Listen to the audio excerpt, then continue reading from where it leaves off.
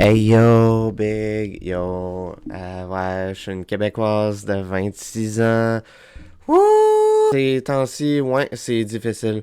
Puis j'ai comme un cri du cœur à faire présentement. Puis il faut que je le fasse. Puis ça, c'est un cri du cœur qui est en fait une question que j'aimerais poser à nos deux gouvernements, le provincial puis le fédéral.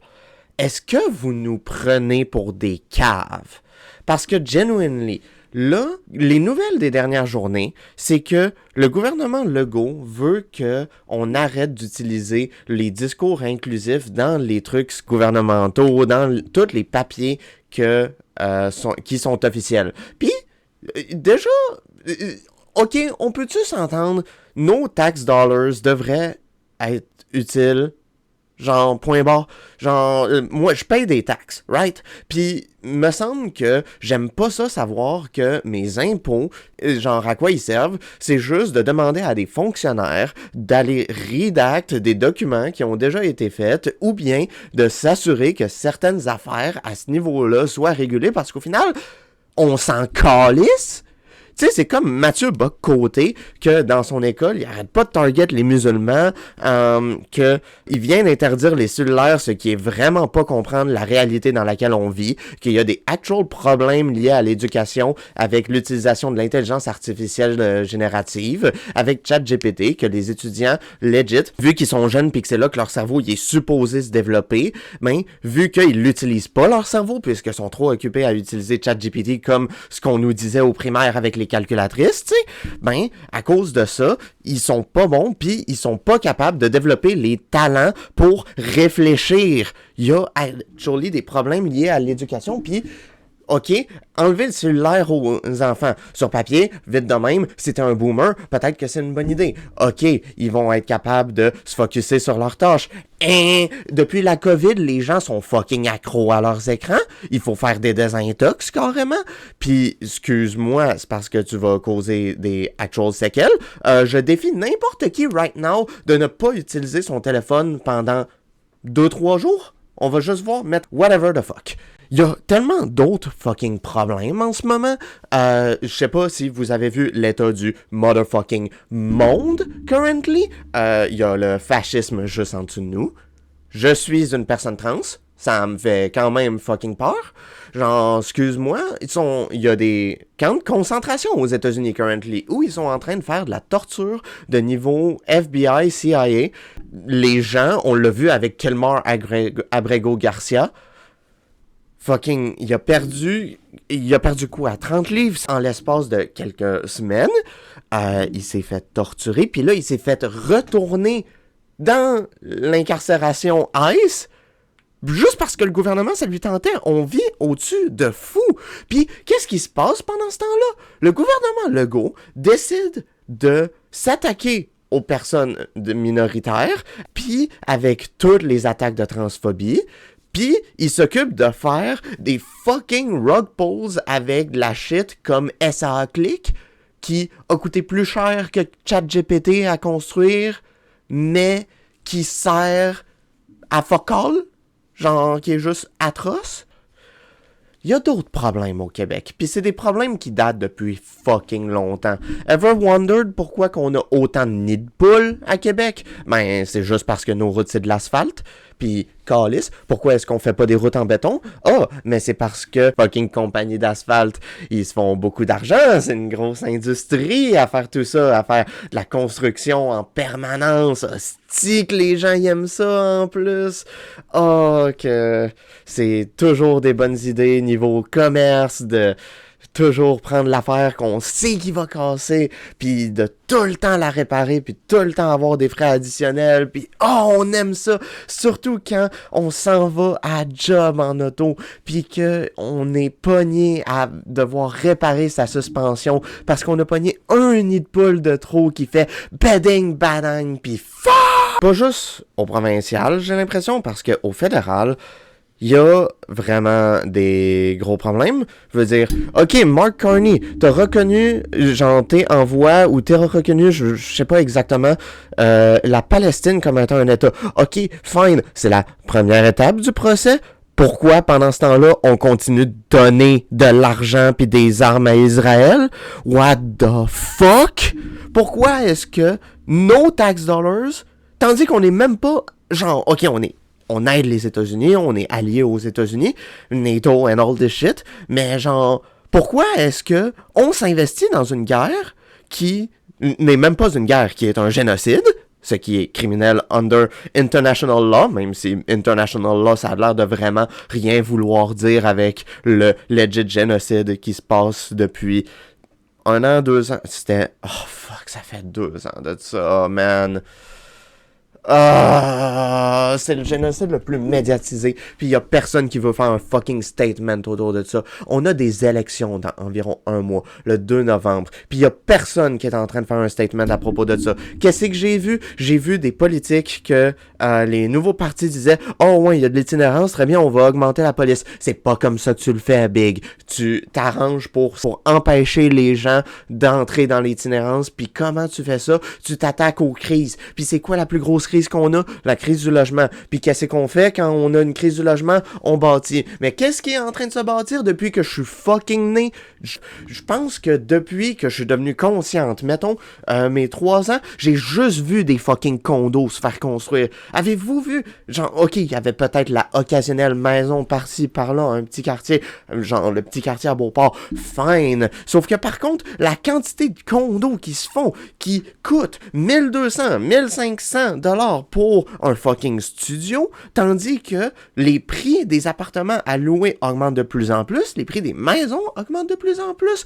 Calice, il faut faire des trucs matériels contre ça. Il faut s'adresser aux vrais problèmes. Les propriétaires, la construction, pourquoi est-ce qu'on a autant de contrats pour construire du haut de gamme? Faut construire plus d'appartements sociaux, pas chers. Il faut contrôler le rent, parce que, excuse-moi, si tu as pas de rent, tu meurs. Puis, on le voit de plus en plus dans les rues. Pas nécessairement, on n'entend jamais parler aux nouvelles, les itinérants qui meurent. C'est juste des gens comme vous puis moi qui l'ont eu moins chanceuse. Puis, qu'est-ce qui se passe? Ben, on fait juste continuer de pousser des systèmes qui leur marchent dessus, tandis que les plus riches continuent de s'enrichir, puis il n'y a aucun hostie de parti politique qui nous représente, le peuple, la working class. Le plus proche qu'on avait, c'était le fucking Québec solidaire avec le NDP, puis ces temps-ci, il l'échappe en hostie. Puis là, la CAQ s'en va pour perdre aux élections du 2 novembre,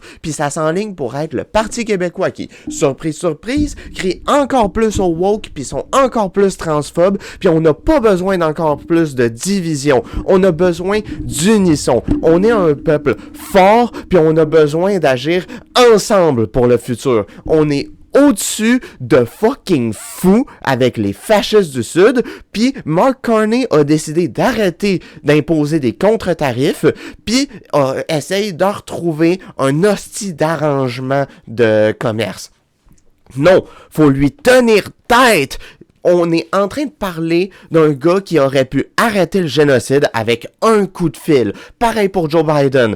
Pour vrai, puis toute l'occupation d'Israël depuis 1947, je crois, je suis pourri en histoire. Si on n'a pas un Zoran Mamdani comme le maire de New York, si on n'a pas quelqu'un qui attaque les vrais problèmes avec des solutions matérielles qui peuvent actually nous aider, ça va jamais avancer, puis on va répéter les cycles de marde, de corruption, alors qu'on a l'inflation qui est en train de nous enlever de plus en plus notre qualité de vie, tandis qu'il y a des gens qui sont en train de perdre leur job, tandis qu'ils sont en train d'avoir de plus en plus d'insécurité. On n'est plus capable de vivre de même. Fait que là, ouais, comment est-ce qu'on continue? Ok, je veux pas qu'on attaque le gouvernement. Je veux pas... Ok, il est arrivé l'assassination de Charlie Kirk récemment, pis ça, c'est inhumain. Mais par contre, il y a une question que je dois poser. Pourquoi est-ce que le Parlement canadien l'a applaudi? Ce gars-là, c'est un influenceur d'extrême droite américain. Canada n'avait aucune raison, parce que quand on applaudit quelqu'un au Parlement, c'est supposé vouloir dire quelque chose. C'est supposé être important. Pourquoi est-ce qu'on le fait pour un porte-parole qui voulait ouvertement que les personnes trans disparaissent? OK? Avec tout le talk de fascisme, puis d'eugénisme, puis tout ça, pourquoi est-ce que vous voudriez vous rattacher à tout ça? Je sais pas, ça envoie un très mauvais signal à toutes les plus jeunes générations qui sont de plus en plus acceptantes, puis qui sont de plus en plus ouvertes, puis de moins en moins racistes.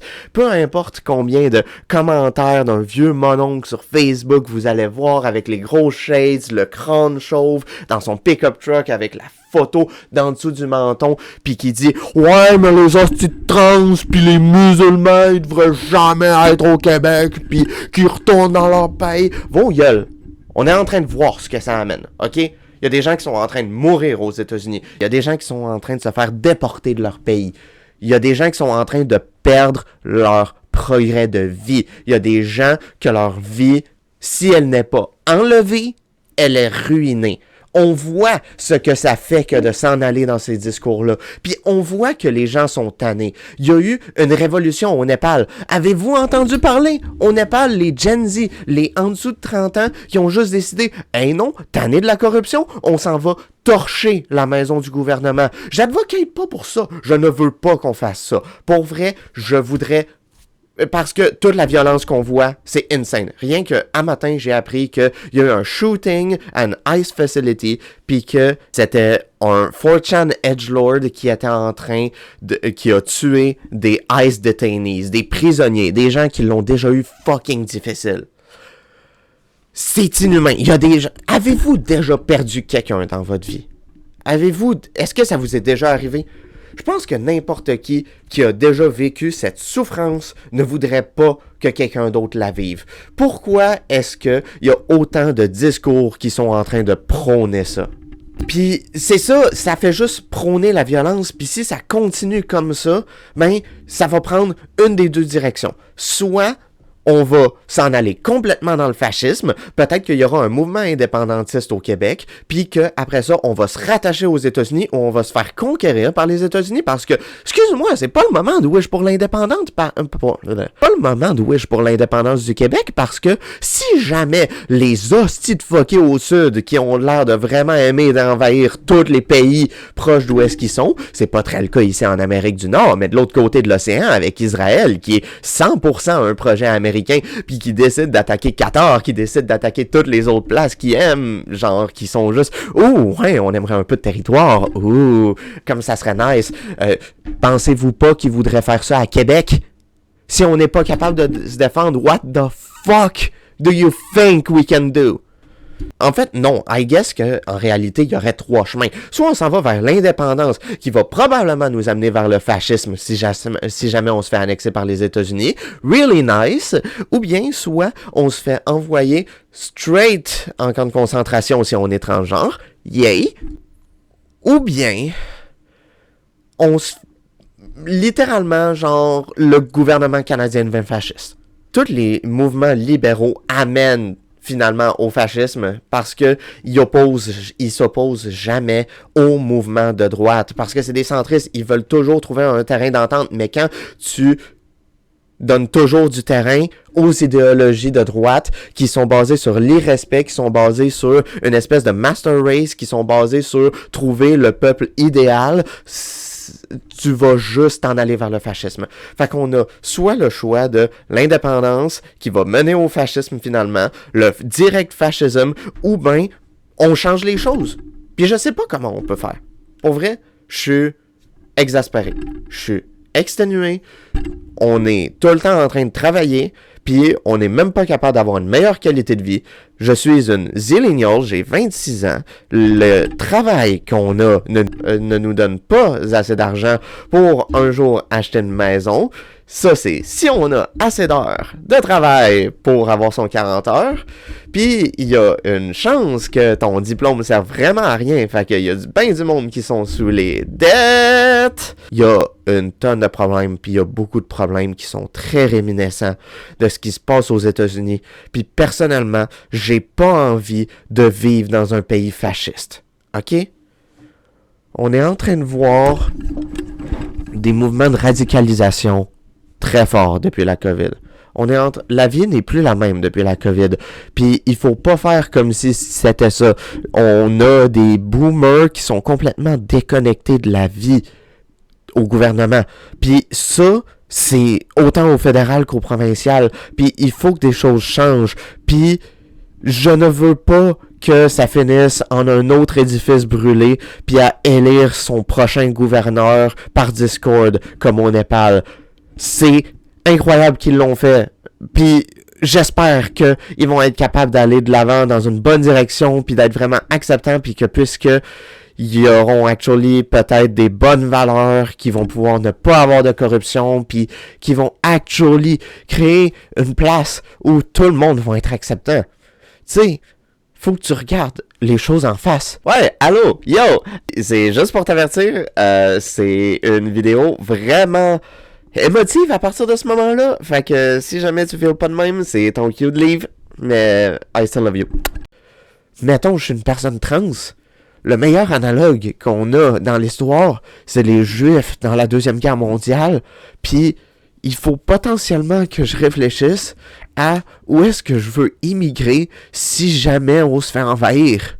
Parce que ça me tente pas de finir dans un camp de concentration. C'est le cri du cœur d'une Québécoise exaspérée qui voit qu'on s'en va pas dans une bonne direction, puis qui voudrait que les choses s'améliorent. Puis j'espère que ce message va rejoindre assez de gens qui sont comme moi, puis que peut-être, ensemble, on va être capable de faire quelque chose. I don't know. Mais je pense qu'il faut vraiment s'organiser maintenant. Ouais. Parlez à vos gens. Parce que si jamais il se passe de quoi, il faudra être ensemble. Puis c'est pas pour faire ma complotiste, c'est pas pour faire ma whatever, mais ça se peut que notre vie change drastiquement bientôt. Bientôt aux États-Unis, les gens vont être obligés de faire un choix.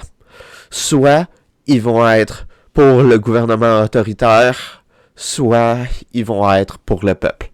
Puis ça va faire comme Tiananmen Square, mais ça va être avec la puissance économique mondiale, puis avec la puissance militaire mondiale, puis on sait pas dans quelle direction ça peut aller.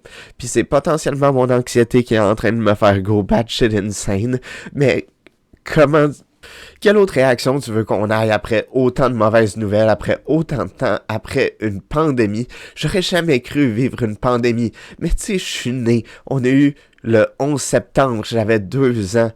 On a eu une crise économique, on a eu le premier mandat de Trump, on a eu la pandémie, puis là, on a le deuxième mandat de Trump qui s'en va juste encore plus batshit insane. J'ai 26 ans, puis j'ai aucune idée c'est quoi que les 26 prochaines années vont me donner. Si on a des 26 prochaines années. J'espère que les Québécois vont être capables de wake up puis réaliser que c'est pas juste parce que ça se passe pas ici, parce qu'il y a des impacts ici. Avez-vous déjà travaillé dans le service à la clientèle? La quantité de personnes phobiques, la quantité de personnes irrespectueuses, la quantité de personnes... Tu te promènes quelque part pis t'as aucune idée c'est qui en fait qui serait game de te frapper. T'as aucune idée c'est qui aurait le goût de te frapper mais qui fait juste pas à cause du contrat social. Puis il y a beaucoup de monde qui vivent sans cette notion-là, sans la notion de... Peut-être... Je sais pas. C'est une Québécoise épuisée, exaspérée, qui veut juste que la vie aille mieux. À quiconque a bien voulu l'écouter. Je vous aime.